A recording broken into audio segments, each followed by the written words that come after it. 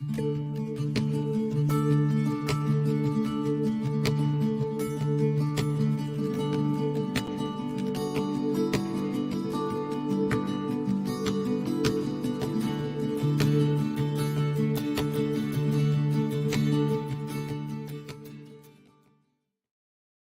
everybody. Welcome back to Teacher Talks. My name is Ben Barber. I am your host for this show, and today I have another excellent guest. Continuing with our series with faith leaders, we have a wonderful man who I have never met before this conversation, which I'm very excited about. Although he has come highly recommended from a wonderful mutual friend. Live with us right now from Greensboro, North Carolina, is Reverend Tom Warren. Hello, Reverend Warren. How are you? I'm well. Nice to meet you, Ben. On this technology. I love it. This has given us the opportunity to connect with so many people that we would not normally be able to connect with, and you know, I really am grateful every day for that. So you are the priest at the at Peace United Church of Christ in Greensboro, North Carolina. I hope that I said that right. Yeah, Peace United Church of Christ. I'm the pastor here at this church and have been for about close to 9 years now. Is it okay? So I work with multiple UCCs, and it is pastor, not priest. There, is that correct? That's correct. Okay, yes. well, my apologies for that, and also my apologies to Pastor Krista and Ruth and all of the ones that I have talked to for the last multiple years. How long have you been in ministry? So I graduated from seminary in 1996 and took my first church in July of 1996. So I guess I've been at it close to 25 years. Awesome. Have you always been in the North Carolina, the northern North Carolina area? No, my first congregation was in uptown New Orleans, Louisiana, and I was there for almost 6 years. My second congregation was in a place called Pleasant Hill, Tennessee, which is not too far from Knoxville. And I was there for 11 years, and I've been here in Greensboro for close to 9. Awesome. I love Greensboro. Greensboro is one of my favorite places in the world. My uncle owned a car dealership down there in Madison, and we used to go there on summer vacation and hang out on Blues Lake nearby. Oh, yeah. So I'm a big fan of your area. And that's incredible. So what are some of the changes that you've seen in being a pastor for so long, for 25 years? You know, what are some of the ebbs and flows and how you communicate with your congregation and how people come and find church, you know, people attendance wise? Like, what are some of the biggest things that you've seen change in the last 25 years? Well, I mean, we're continuing to do ministry in a very difficult context, and by that I don't mean just the pandemic, but even prior to the pandemic, there's all kinds of statistical evidence now that mainline Protestant churches in particular are on the decline and have been probably for 40 or 50 years. Less and less people are naturally inclined to get involved with a local congregation. We've just become, in some ways, much more secular nation. So, you know, church used to be kind of second nature. It was the place where people found friends and did a lot of their socializing, made connections in the community. But there's just so many options now in our culture and so much else going on Sunday mornings that many churches have been closing over the years, and it's ministry is very difficult at these times, and with all the division in our culture, it makes it even more complicated. Absolutely. Do you I personally have found, and I don't know if this would ring true to you though, that while the overall, and I mean, I work with churches all the time for live streaming their services and for social media and all of that sort of digital outreach. And some of the things that we've noticed, like I was in a sort of like a board of directors meeting for the church the other day, where I was, I was facilitating it. I had nothing to do with the actual meeting, but they were talking about, baptisms being down and Sunday school classes being down, and that there was a projection for example, for the Episcopal Church to maybe not be around by 2050, if the continued rate of decline happened. However, there were other things like pledges going up and new members occasionally going up, and these sort of wonderful signs that maybe all of these distractions and bad things could have maybe started bringing people back towards the faith. Have you found that at all in the last couple of years? Well, in our local congregation, we just did get done with our stewardship campaign in the fall, and we were pleasantly surprised that for the folks that are still committed to the church here, our membership, the giving was quite robust. And that's people who are, long-term members, very dedicated to the continuance of the congregation. So yeah, there is some of that. We haven't, once the pandemic hit, it's been really kind of a rocky road. I mean, we have been doing live streaming, but the essence of the church, as we understand it at least, is the in-person community coming together for worship and for mission activities and Bible studies. And we're just now trying to get that all going again. And of course, the Omicron surge set us back again. Once, we kind of thought we were turning a corner not too long ago, and yet here we are again with lots of people sick and people, especially older members, very concerned about getting together. So yeah. It does seem like every time we think we're about ready to come around a new corner, something else happens. So it's been very challenging. What was that like? So take me back in time about 20 months, 21 months. What did the beginning of COVID look like at your church? Well, I think at our church, and maybe it's similar to others, we of course had no idea what we were in for. We thought that it would be a momentary glitch, maybe 6 weeks, maybe 3 months, and then it would pass.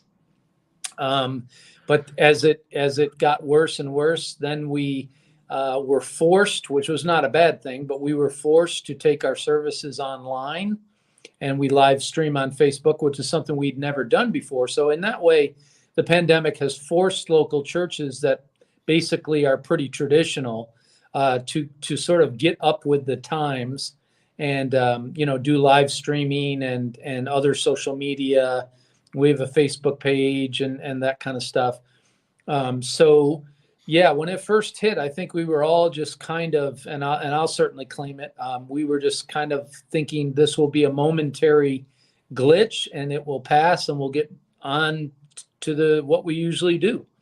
Right. But it shut down our choir, it shut down our Bible study groups, it shut down most of our outreach to the community.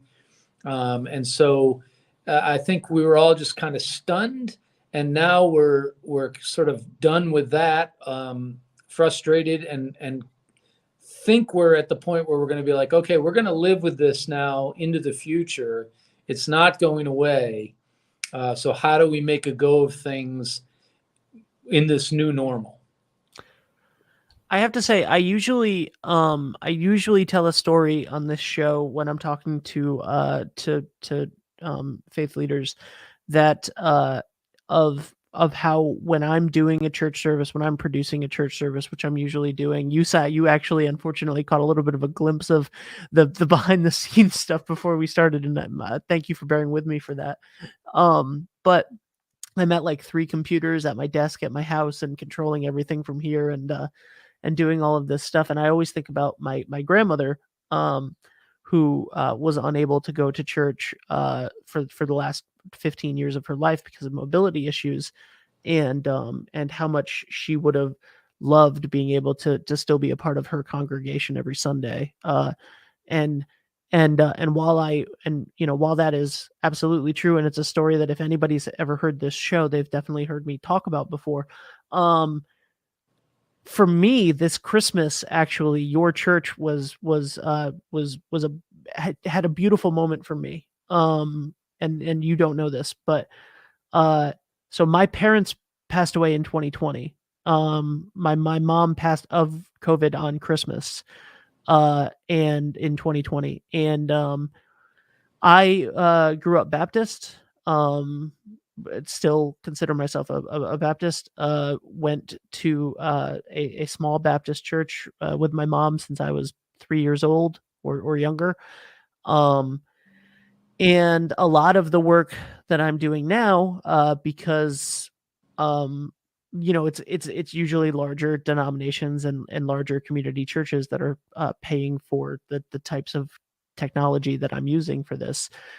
I have not gone to my church, in a really long time, and this was my first Christmas without both of my parents. And I really like, and my church is a very tiny community church that does not do any live streaming or anything like that.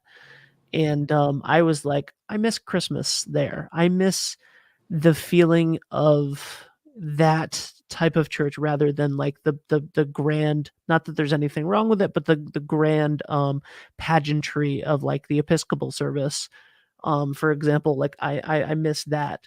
And then I was talking to Anne, who works for your church, and is a friend of mine, and how you and I met. And she was telling me about how she sang at church that morning, and I was immediately like, I can go look that up on Facebook and watch a little bit of your live stream service. And she sang "Go Tell It on the Mountain" in church, which was wonderful, and you can check it out on their Facebook page. And it was a really special moment for me because that was a song that we sang every single year, that I was a little kid in the church choir singing, and was my favorite song growing up. And it connected me to my family in a very nice way. And it was a profound moment on Christmas for me this year. And it was because of your church in North Carolina doing a live stream service. And how absurd is that? That's really nice. So thank you. I really appreciate that. And I really you're appreciate welcome. what You're guys welcome. are doing. We like to say God works in mysterious ways, right? Yeah. One of the connection pieces that, just to sort of give another story along your lines, is we have long mission work in Cuba.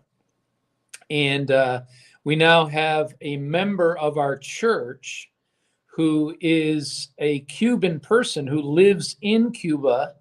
It's a long story, but anyhow, she joins us for worship every Sunday as a member of our church from Santiago, Cuba, through our Facebook. And she puts in comments in the comment section. And it's, in that sense, it's a real great connective tissue. Yeah, absolutely. Yeah. What is your favorite part of being a pastor? Well, there's a lot of different parts. I enjoy preaching. I enjoy, different community components of it. But I guess what I would say most of all is one of the real blessings of ministry is that people let you into the most intimate moments in their lives. So, at the event of a birth, you're welcomed in, particularly at the time of baptism. When there's a marriage, you're welcomed in, leading the wedding service. When there's other life celebrations, you're often included. When there's death, you're critical to that funeral moment to celebrate a person's life. And I don't think a lot of people in our culture are welcomed into those very intimate moments in people's lives. And that seems like an honor to me every time somebody would like my presence at those moments. So I think, to me, that's one of the gifts of ministry, is that you are often invited, say, at the most joyous and sometimes the most difficult points in life. A pastor is welcomed in, and I find that very valuable. What is the most difficult part of being a minister? The same thing. I mean, I've done. I think I've done about. I'll give you a conservative number, but I've probably done 140 funerals in my ministry, maybe more, but let's say I've done 140. I don't like doing funerals. They're very difficult. It's, at a wedding, if you make a mistake, everybody laughs and it's just part of the fun of the day. But at a funeral, people come in wounded and emotional and sometimes with mixed feelings. And leading a funeral service is a very delicate matter. I think I do them well because I've had so much practice at it. But if I could get rid of funerals tomorrow, I would, because they're very important, but they're difficult to do because of the emotions that are present. Yeah, absolutely. What piece of wisdom, whether that be from your time, becoming ordained, or your 25 years in the ministry, or from a member of your congregation or something, what is a piece of wisdom that you keep coming back to, that you found as a wonderful piece of advice from yourself, or a piece of it for yourself, or a piece of advice that you continue to give to others? Like, what is a piece of wisdom that you could share with the audience as we close out? Well, there's a lot of them, actually, but I'll share with you just a brief story. It may not even be the best one, but it's a good one. There's a lot of wisdom that I've picked up from others. One thing I would say is that I learned a lot more from my parishioners than they learned from me. There's no doubt about that. And the story I want to tell you is that one time at my church in Tennessee, I gave a sermon where I lamented. During the course of the sermon, I lamented about basically how bad things are. I was talking about different social issues or whatever. I don't even remember at this point. But basically, I gave kind of a very sour critique of the way things are. And when people came through the line to greet me, one of the members, who was a retired pastor himself, just looked at me and said, "Tom, I came through the civil rights movement, the anti-Vietnam War, all of the turmoil of the 60s and 70s, the killing of Martin Luther King, JFK, and so on." He said, "You need to be a little more humble about your judgment on how bad things are, because things are what they are. They're not terrible in all respects. Yes, there's always struggles. There's always difficult things that we face. But in the midst of all the struggles, there's great joys and great pleasures in life and great relationships to share." And so that was a moment where I kind of was checked. And the wisdom of this older minister just really helped me think, okay, there is history, there is a future, and we need to just take it one moment at a time. Thank you for sharing that with me. That was a beautiful story. Are you so we're going to put all of the contact information for the church in the description of this video and the description of this podcast, wherever you're listening or watching to that. You can find that out. Is your church I know that UCCs are an open and an inviting congregation. Are you looking for members? Like, would you be interested in people that maybe listen to this anywhere in the country that liked it, that are able to tune in on Sunday mornings and become a part of the congregation from wherever they are? Absolutely. We welcome people to come through the doors in person, which we are doing. We wear masks, and we cordon off every other pew so that there's social distancing and so forth.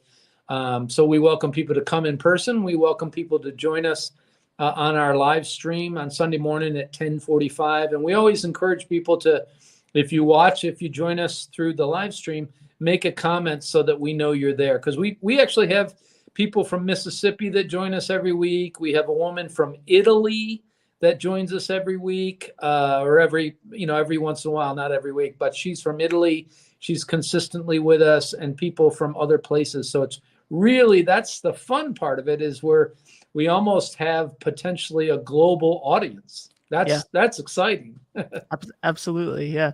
Yeah. It really is. And it's just a new tool to spread the same message, right? Yeah. And to do the same thing. And it's just casting a wider net and helping a larger community. So yes. Thank you so much. Please come on again. I would love to talk to you more in depth at some point in the future. And and this has been wonderful. Thank you so much. I appreciate it. Thank you, Ben. I've enjoyed the conversation. I look forward to being with you again in the future. Absolutely. Have a nice day. Okay. Bye-bye. Reverend Tom Warren, ladies and gentlemen, what a wonderful person. If you are in the Greensboro area, please go check out Peace United. Fantastic. I had heard wonderful things about him, and he absolutely 100% lived up to the hype. Thank you so much. If you know of any sort of teacher, coach, professional, psychiatrist, therapist, faith leader, who you think should be spotlighted, please let me know, because I'd love to talk to them. And we'll see you next Sunday on Teacher Talks.